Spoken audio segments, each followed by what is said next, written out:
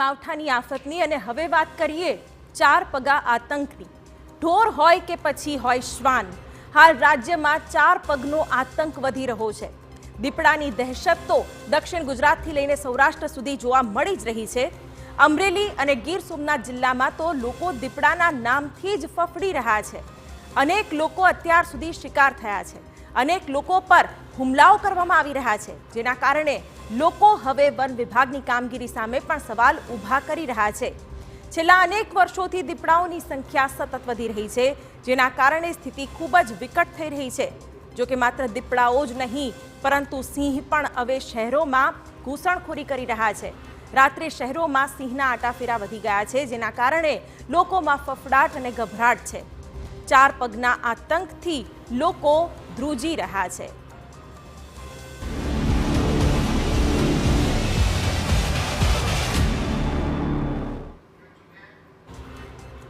ભાવનગરને હાલ શ્વાનના આતંકે બાનમાં લીધું છે।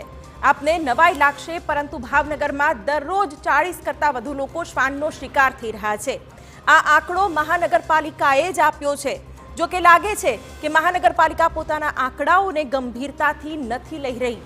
ભાવનગરને શ્વાનના આતંકથી મુક્ત કરવા માટે કોઈ કામગીરી કરવામાં નથી આવી રહી, જેના કારણે ભાવનગરના લોકોની મુશ્કેલી વધી ગઈ છે।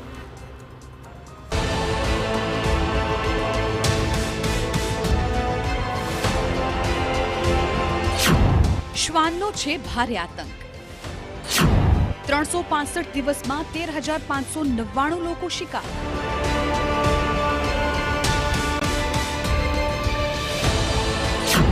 શું કરી રહી છે મહાનગરપાલિકા? શ્વાનનો આતંક ક્યારે થશે દૂર? ભાવનગર શહેરનો કોઈ એવો વિસ્તાર નહીં હોય જ્યાં શ્વાનનો ત્રાસ ન હોય। લોકો ઘરની બહાર નીકળતા પણ ડરે છે, ફફડે છે અને ગભરાય છે। ભાવનગર શહેરના કરચલિયાપરા, કુંભારવાડા, વડવા, કાળિયાબીડ, ચિત્રા, કાળાનાણા, દિવાનપરા રોડ, બંદર રોડ, હાદાનગર સહિતના વિસ્તારમાં શ્વાનનો ત્રાસ લાંબા સમયથી જોવા મળી રહ્યો છે। અનેક લોકોને શ્વાન કરડી ગયા છે, તેથી લોકોને સારવાર માટે હોસ્પિટલ લઈ જવા પડે છે। આ ઉપરાંત શહેરના મુખ્ય રોડ પર મોટરસાયકલ પાછળ દોડે છે, તેથી અકસ્માતનો ભય પણ જોવા મળે છે। ત્યારે આ મામલે યોગ્ય પગલાં લેવા માંગણી ઉઠી રહી છે। મહાનગરપાલિકા દ્વારા છેલ્લા ઘણા સમયથી શ્વાનના ખસીકરણની કામગીરી બંધ છે, જેને લઈને લોકોના નિશાને મહાનગરપાલિકા છે। ભાવનગર મહાનગરપાલિકાને એટલી રિક્વેસ્ટ કરવા માંગુ છું કે શ્વાનના જે પ્રકોપ વધતો જાય છે, કીટનો પ્રકોપ હોય, ખેતી પાક બગાડે ને એવા પ્રકોપ હોય, હવે શ્વાનનો પ્રકોપ વધી ગયો। 13,000 જેટલા કેસ તો ખાલી શ્વાનથી આમનામ કરડી ગયા છે। અને ચાલુ ગાડીએ જતા હોય, સવારમાં 5 વાગ્યા વાહે દોડે, પછી બટકા ભરી જાય ગમે એને। એટલે ભાવનગર મહાનગરપાલિકાની રિક્વેસ્ટ સાથે જણાવું છું કે આ શ્વાનની કાર્યવાહી હવે વહેલી તકે કરે તો બહુ સારું। આખા શહેરની અંદર જ્યાં જઈએ ત્યાં ગમે ત્યાં કૂતરા હોય, બીજા બધી સમીક્ષામાં ગમે ત્યાં આડાવડી કોઈ બી વડીલ જતા હોય, ચાલતા જતા હોય તો ગમે ત્યાંથી કૂતરું અને ગમે ત્યાં એને કરડી અને વધારાની જેથી કરી કૂતરાની આ સમીક્ષા ભાવનગરની વધી જાય છે। હાલની સ્થિતિની જો વાત કરીએ તો શ્વાન પકડવા માટે કોઈ આવતું જ નથી। અમુક વિસ્તારમાં તો શ્વાનનું સ્થળાંતર કરવું પડે તેવી સ્થિતિ છે। એટલો શ્વાનનો ત્રાસ વધી ગયો। આ સિવાય સ્કૂલોની આસપાસ શ્વાનનો ત્રાસ વધ્યો છે। ત્યારે વિપક્ષે પણ મહાનગરપાલિકાની કામગીરી સામે સવાલો ઊભા કર્યા છે। ભાવનગર મહાનગરપાલિકાના સત્તાધીશો કરોડો રૂપિયાનો ખર્ચ કરવા છતાંય ભાવનગરને સુવિધા નથી આપી શકતા। આજે ભાવનગરની અંદર ઢોરનો ત્રાસ યથાસ્થિતિ પ્રમાણે જેને છે જ। ત્યારબાદ નવી સમસ્યા એટલે કે શ્વાન કરડવાનો। પરમદિત્તે સામાન્ય સભામાં પ્રશ્નોત્તરીમાં મારી સાથે ચર્ચા કરી। 13 થી 14,000 લોકોને દર વર્ષે આ શ્વાન કરડવાના કિસ્સાઓ બની રહ્યા છે। એમાં આ રસીઓ લીધી એમના આંકડા છે। ઘણા પ્રાઇવેટમાં અને પોતાની રીતે રસી લેતા હોય શ્વાન કરડવાની, એ તો અલગ।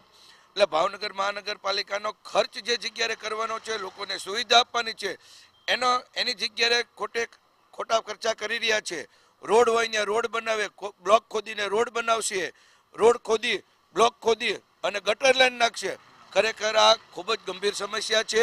લોકો રાત્રે સૂઈ નથી શકતા, બાળકો અને વયવૃદ્ધો એકલા નીકળી નથી શકતા।